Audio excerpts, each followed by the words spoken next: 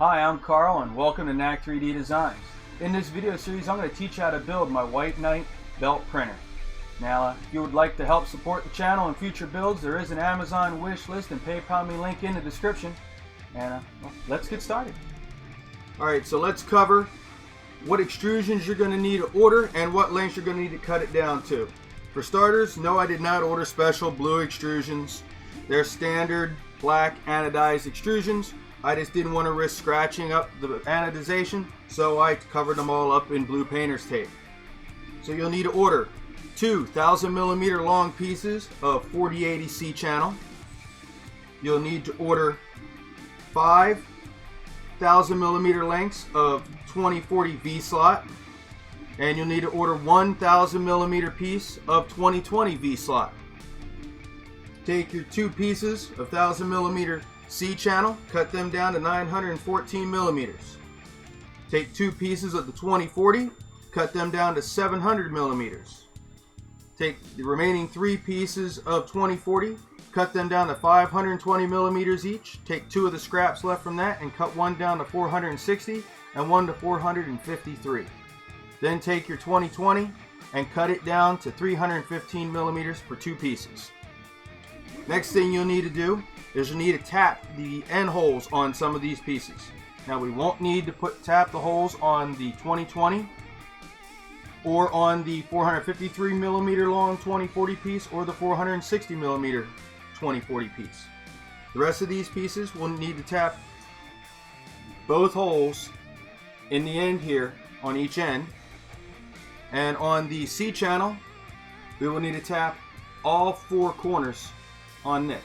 So the next thing we're going to do is we're going to grab a 4.2mm drill bit and we're going to open up any of the holes on these that might not be large enough to tap easily. And then we're going to run our metric 5.8mm tap down all these. And we're going to need a drill to do that to make it easy. And Fun King 3D was nice enough to make a jig so you could line up and get your threads nice and straight. Now I did chop the corner of this off so I could use it on the C channel as well. So we're going to go ahead now and drill out all these and tap them. Alright, so next thing we're going to do is we're going to drill out all these holes. Make sure they're the right size to be tapped out to a metric 5 thread. Now I've gone ahead and put a tape line on my drill bit. No need to drill the hole deeper than the tap can go. That's about as deep as the tap will run in there, and I'm going to run the full depth of that so I'm sure I get as much thread grab as possible when I'm running my bolts in.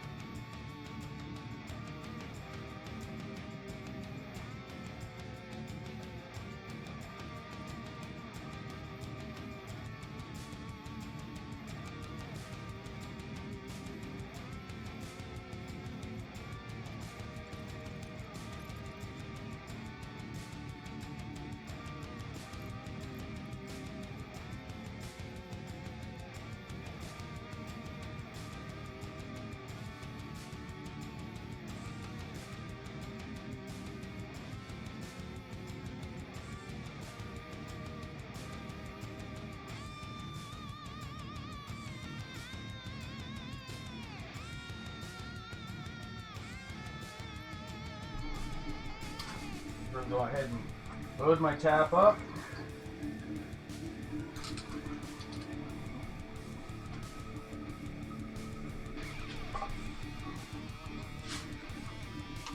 Put the jig on there.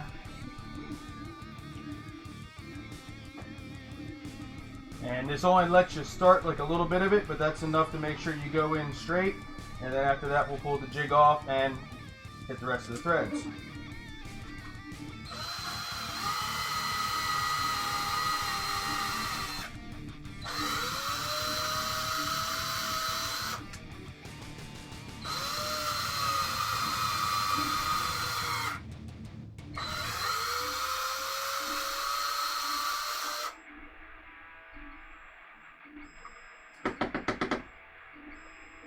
Now I'm going to go ahead and start all of these, and then I'll go back and run down and tap all the way through.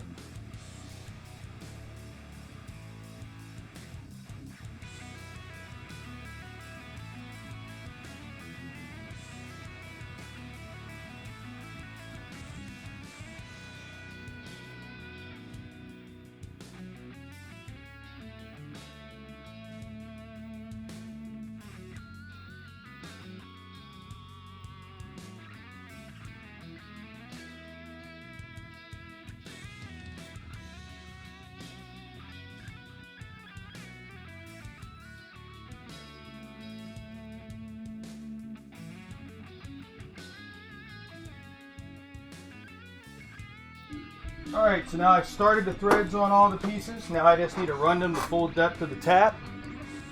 And we're done threading up. So let's start finishing these off.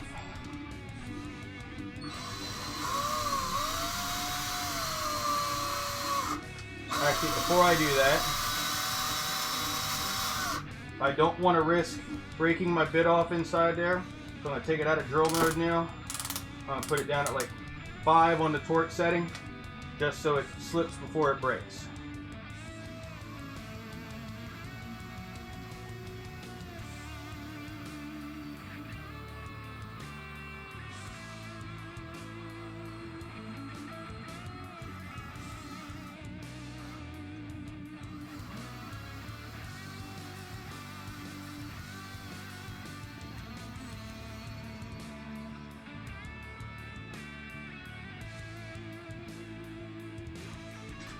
Now you want to keep an eye on the threads, make sure they don't get all loaded up with filings.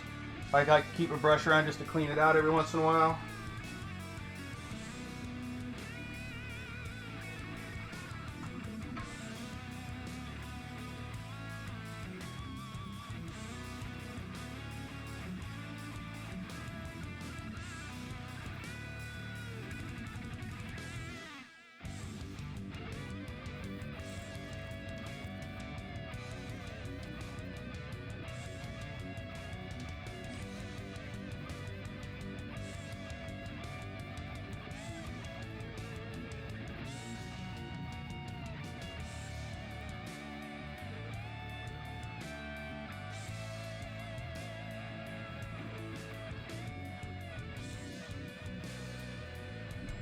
Alright, so that wraps up cutting our extrusion to length and drilling out and tapping the holes. If you noticed when I was going through there, I started off trying to take one hole in a whack, and well, it cost me on one of them. I kind of forgot the aluminum soft, and it can tend to load up a drill tap bit. So I started going a couple swipes each time, going in about halfway, and then going in the full depth the second time, and then going in a third time just to clean up those threads. I also started using 3-in-1 oil on the bit every couple of holes just to keep it lubed up so the aluminum wouldn't bond to it as easy, and that seemed to do the trick. In our next episode, we're going to go ahead and mark out and drill the holes for where the cross braces will go in, and we're also going to mark out the holes for where the slide tray will go through. So we'll see you next time.